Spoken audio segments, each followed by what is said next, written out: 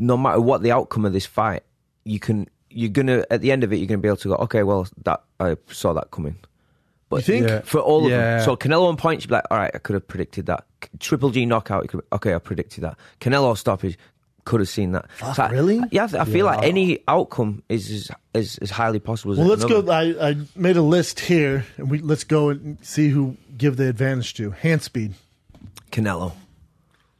Oh, Triple G. No, Canelo's for far sure. more explosive. Yeah, he's got a wider variety. He's smaller, he's faster, and even Triple G's trainer, they go, we know he has an advantage as far as speed, hand speed. Oh, yeah. So we're training for that. We're adapting to that. Because remember, Canelo also started off lighter weight class, right? And he's built up to this. He's younger.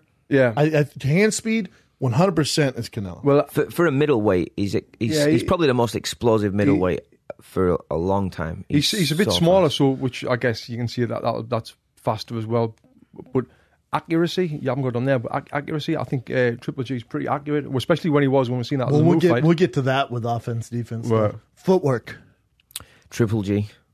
Yeah, Triple G. Canelo tends to defend kind of in the pocket and use a lot of waist movement and he's head so movement good at like that. this, and he's so good at it. He's really good in the pocket, but over 12 rounds, he's going to get caught if he stays in there like that. He's going to get caught by Triple G. I think Triple G's footwork's underrated. Oh, it's unbelievable. I think he's a lot better athlete than people give him. Credit for. Ridiculous. He doesn't have amazing to show amateur boxer, right? Ridiculous amateur boxer. Yeah. He should have won gold, but got shafted. He came to Box and Burn 2 years ago and did a media workout at our gym, and I watched him shadow box for probably 5-6 rounds. And it was just ridiculous how he could go from the center of the ring to the ropes in like 1-2 steps. He's like a cat, just smooth, well, like silent, and like from corner to corner in like 3 steps. Just covers so much ground with his feet. He's like ring generalship, and his ability to cut his opponent down with such minimal effort is just ridiculous. See, that's what's amazing. It looks like he's just walking. And he's just like I think perfectly on balance as at all far time. as footwork. It goes to Triple G. I think he's a better athlete, and his boxing footwork's better. And we've seen him use it in the Jacobs fight. Yeah. So I'm using Lemieux fight. Yeah. But the footwork for Canelo, he's not going to win that category of footwork. But what Canelo does well is when he gets in tight. Like his ability to get in tight, he doesn't have to move a lot. That's not his thing. So those styles are what make this fun. Offense. So Triple G. I mean, the both of them got fantastic offense. It's like, it depends. It's just different styles. I would probably say Canelo's offense he's been flawless. He's been absolutely flawless these last few fights. Look at their resumes though. Like who's the best guy Triple G beat? Like to me, like offense, if I'm going to go by the guys that they beat at the highest level. In terms of his performance or his opponents? Canelo's fought and landed against better competitors than Triple G. That's debatable. Really? Because if you look at the last 2 fights, Danny Jacobs is a better fighter than Chavez Jr. What'd you say? Danny Jacobs is a better boxer than Chavez Jr. So you can go, you can compare. If you're just going based off last fight, well, fucking Chavez Jr. shit. But I think past opponents doesn't really have I don't think it plays a part. What? Like so Amir Khan, Miguel Cotto, James Kirkland, they both fought James Kirkland. There's not one legitimate middleweight on that list apart from Chavez Jr. He's the only heavier dude. All the rest are coming up in weight. Yeah, that's true. They're all welterweights or junior middleweights. Lara was a tough one. Lara won that fight. Not according to the judges. He outboxed the shit out of Canelo. Yeah, but that's what I'm saying. If it goes to the cards, Canelo's going to get the nudge from the judges just because he's the golden boy, he's the marketing guy, but that's a separate issue. Yeah. Well, he fought Liam Smith. Liam Smith is a great fighter, and Liam was on my podcast as a guest, and he told us on that show that on the weigh-in, he said he thought, "Wow, I'm much bigger than Canelo," but then when they got in the ring, Canelo put that weight on. He said he was like a bodybuilder. Triple G's not going to be that much bigger because you got to remember Triple G's older. Triple G will be 35 by the time I think this he's fight. 36. I think. No, I think he'll turn 35 or 36, but he's a lot older. Canelo, he's 35. He's 35. So 35. Canelo's 27, so Canelo's still going to add size, remember.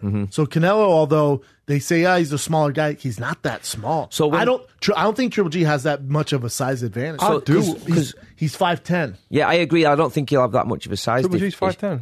Yeah, I don't think there'll be that much of a size difference.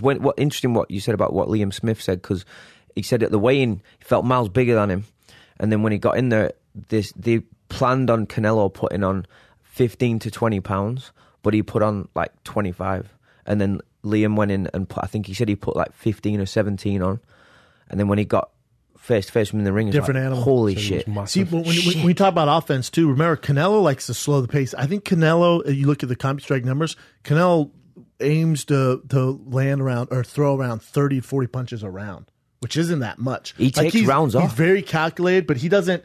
He goes in spurts and he takes it off. Spurts, takes it off. But 30 to 40, so it's not that much. Then you get Triple G. Triple G is a straight up machine as far as he's a volume puncher. Right. So he's just relentless. He just will not stop. He keeps coming. If Canelo does what he's done in a lot of these fights and take that 30 to 40 second walk where he takes that space, or he mid rounds, like I've seen him like rounds 5 to 6, 7, 8, he kind of disappears for a little bit. But he can do that against He can do that against these guys because he's usually the bigger guy, and he can keep that distance. Against Triple G, he ain't going to be able to switch off for a second because it's because of his style. You don't think he realizes that? I think he does. I think he does. But also with can he break that habit in a fight? Here's the thing: can Triple G break the habit of going, "Oh, let's exchange, let's do that. Let me get in this Mexican standoff with you." No way. Because with like Kell Brooks, where he's like, "You're a smaller guy. Let's see what happens." Boom.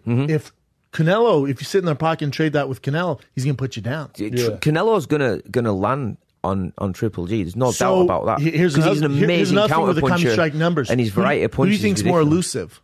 Defense. It's both top of the games. Yeah. Canelo is so elusive with a slipping and coming back with that style. He's also inside fighter. Yeah, so I'd say Canelo's more elusive. He's more elusive on the inside. He gets hit less. On the inside, right. On the outside, on the footwork and all that, I think Triple G's just overall, he has better. If you go by sheer stats, he has better numbers than Triple G. Oh, really? But what I love about Triple G, are them? Not getting hit. What I love about he gets hit less. Right. What about if you go back to that David Lemieux fight? What I love about Triple G, he's so like economical with his defense. He's like walking you down the whole time, and it's just that tiny little step back. That jab is that tiny little filthy. step back on you. Tiny little step back on you. A little bit of head movement when he's in range. But with Canelo, it's all pretty static. It's all like a lot of like slipping and catching and staying in the pocket. A lot of waist movement, like I said. He doesn't waste movement. No. He's also a combination puncher. So but over 12 rounds, that's going to get him caught. Maybe he's going to get caught. But I think they're both going to get caught. It's who's going to go down from it. Right. But it's going to be a battle of the chins. I think that's the best way to sum it up. They're both going to land on each other. It's just going to be who can take the. I don't know. shots You know, first. this will only be, if it goes the distance, it'll only be Triple G's second 12-round fight. Here's the other thing you got to think of. So let's go to experience in politics. So experience, you're going to give it to who, Glenn? Triple G, just because of his amateur background. Yep, amateur background. Who do you give it to? Triple G. All right, so peep this. So you can give it to Triple G. He's thought about this, hasn't he? Yes. So you can give it to Triple G for his experience, which most people do. Like, oh, he's had 300 amateur fights. He's a silver medalist in the Olympics. Some think he should have won gold. Yeah.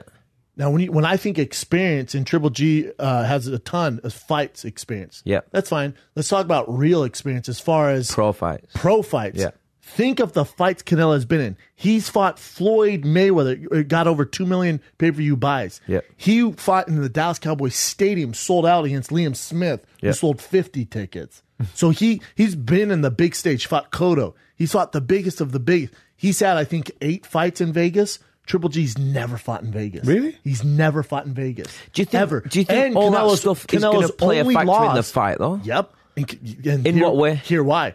Canelo's only lost with Floyd Mayweather. It was too soon for him. People still, and I thought Floyd Mayweather pitched a shutout. Yeah. Some of those judges gave Canelo fucking rounds. draw. One judge gave it a draw. So if it goes to decision, you don't think those same judges who are out there, they're the same guys, there are going to be a few of those guys the same. You don't think Canelo has a huge advantage from the experience of being a huge Las Vegas draw? If it goes to points, 100%. If it goes to the cards, definitely. Well, which most likely will. And that's not the question. The question here's is the other experience. thing. Who's the promoter?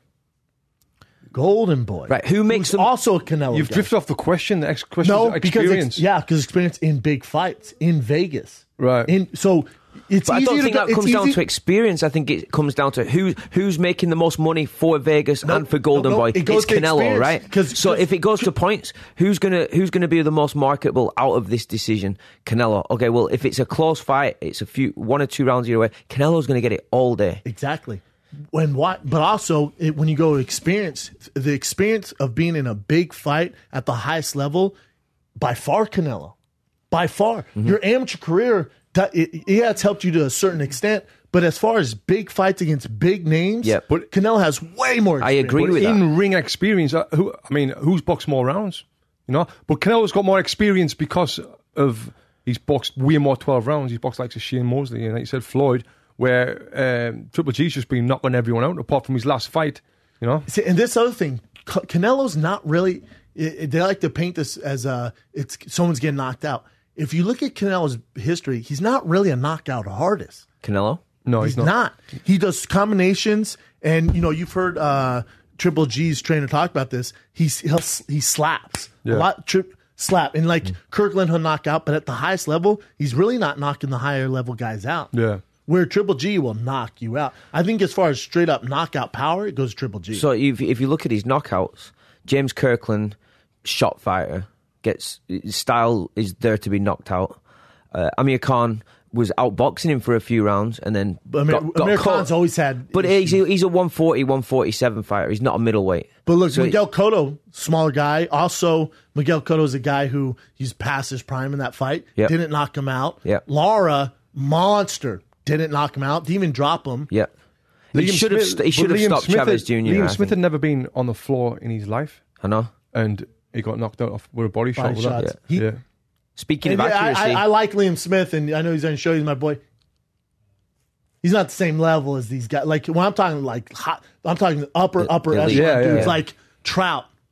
He's not those upper echelon guys. He's not knocking them out. Yeah. Where Triple G, remember against Danny Jacobs, he knocked Danny Jacobs down. yeah. Who's a complete monster. You know, He recovered well from that. Talking about Liam Smith, when he was in LA, it was he started training camp again after the Canelo fight, and I was the first person to train with him after the Canelo fight, and I'd done mitts. I think you were there when I was doing the mitts. Yeah, run. yeah. Mm-hmm. And he was the fastest, most accurate person that I've ever held mitts for. It was unbelievable, and this was like 12 weeks after this fight. He's a beast. He was a beast. So, but like you said, the next level, like imagine what Canelo's like, if Liam Imagine Smith, that. I was the going to say camp was like, I did some pads with Liam Smith as well at the gym, and I had the same thing. His speed was ridiculous. He was like you couldn't struggle to like. Think about holding for Canelo or Triple G. That's what I'm saying, because you watch Liam Smith in the ring, and he looks like a. Not slow, but he doesn't look like an explosive, fast fighter. But then when you've held punches from first shot, it's ridiculous. Liam Smith is a freak. Yeah. So I think experience, but again, with the politics, that goes to Canelo because Golden Boy promotion, he's fought in Vegas. He's a huge draw. If it goes to the cards, this is my prediction. I think Triple G's going to come out. He's going to be ahead on the cards, like maybe 3 to 4 rounds. And when whoever is Lampley or whatever, it's like, all right, I got it. 6 rounds of 7, John. He does that bullshit. Yeah. Oh, Lederman. Yeah, Lederman. Yeah. He's like, all right, here it is. So okay, Jim. All right, Jim. I got it. 6 rounds of 7. Shut up for Triple G. Anything else, you got to be crazy. It's not even a fight. So he does that bullshit. So I think you're going to be watching at home and you're like, damn, Triple G's kind of running away with this. Canelo's going to have his moments, and then if it's even a round where it's debatable, it goes to Canelo. I think Canelo wins in a close decision.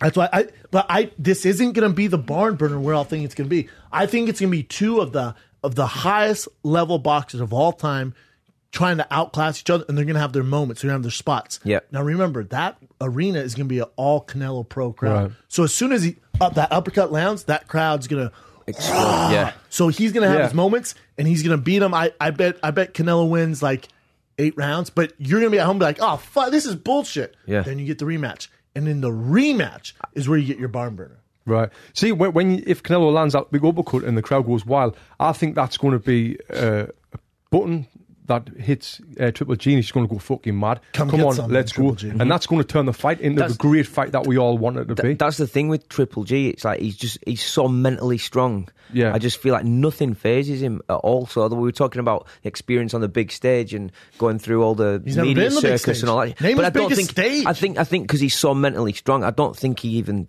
gives a shit about any of that. We haven't seen him on the big He's like, stage. listen, just get me in the ring and with let him me not fight. being on Maybe. with him Maybe. not being in the big stage, and like you see that little bit of less experience, maybe that's going to make it a better fight because he's not going to stay disciplined for the full fight. See, I think he stays more disciplined. Like when he fought Lemieux, which wasn't a huge stage, he knew Lemieux was such a knockout artist. He was so tentative and calculated. Mm-hmm. He just picked him apart. We're like, come on, put him away, man. And he did it eventually once he downloaded his data. Yeah. And I think Canelo is going to come out. He's not going to take crazy risk. So those early rounds, you can get Triple G, again, stay behind the jab, kind of pick him apart a little bit. You're like, come on, Canelo, get in there. Canelo will have his moments. I think Triple G. I think he wins by decision. I think A Triple close G will decision. control the first half of the fight. Me too. He'll control the distance and keep his jab and his little step back. This fight's about distance. Then I think Canelo will start to come on strong later rounds and start really letting his hands go. And if you watch a lot of Canelo's tapes and you watch his training, there's so much body work. They're really planning to go to the body on Triple G. So obviously he's going to be inside. That's his whole goal is to get inside. And the only time anyone lands against Triple G, if you're expecting Canelo to go in there and throw a huge left hook or right hand and for it to knock out Triple G, that's not going to happen. Mm-hmm. It only happens in the transition of the combination. Because Danny Jacobs landed in exchanges. Yeah. You look at Kell Brook. Combinations. Those first ones don't land. He blocks those. He avoids those. It's the third, fourth counterpunch, which Canelo's a way better counterpuncher. Right. What was interesting in that Kell Brook fight, when he stood in range with Triple G and had it out with him and let his hands go in threes and fours and a variety of shots, he landed. But here's the difference.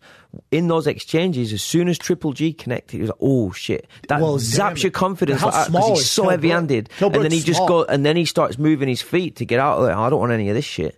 And then as soon as you start moving your feet, then you're in trouble because he just cuts the ring down so well. See, that's the problem. If you're going to if Canelo's going to exchange 1 for 1, I feel like Triple G hits so hard, it's a game changer when he lands. Yeah. He broke Kell Brook's eye socket. Yeah. Where Kell Brook's never the same. His next fight, he was so scared you hit him in the eye, he's just not the same guy. Yeah.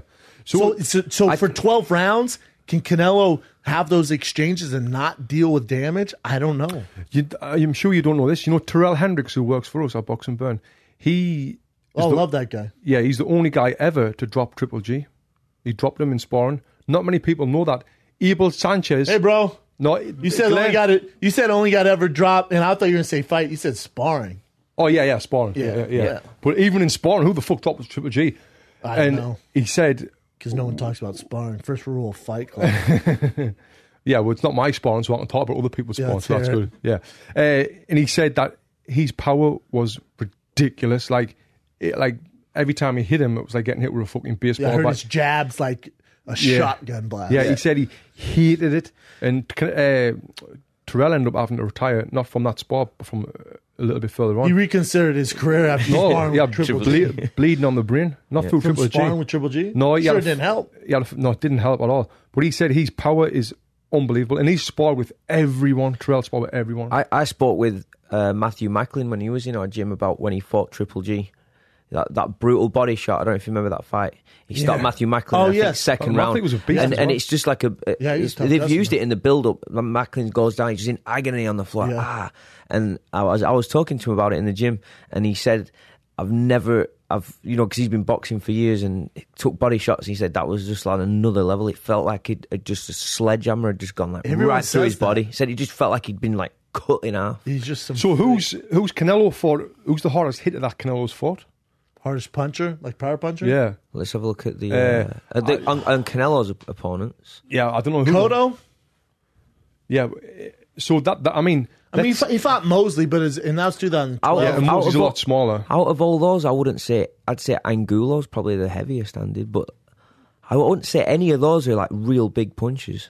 So I wonder how. I don't know. And I think, well, we know that Triple G's been fought harder punches than Canelo, right? Like Lemieux.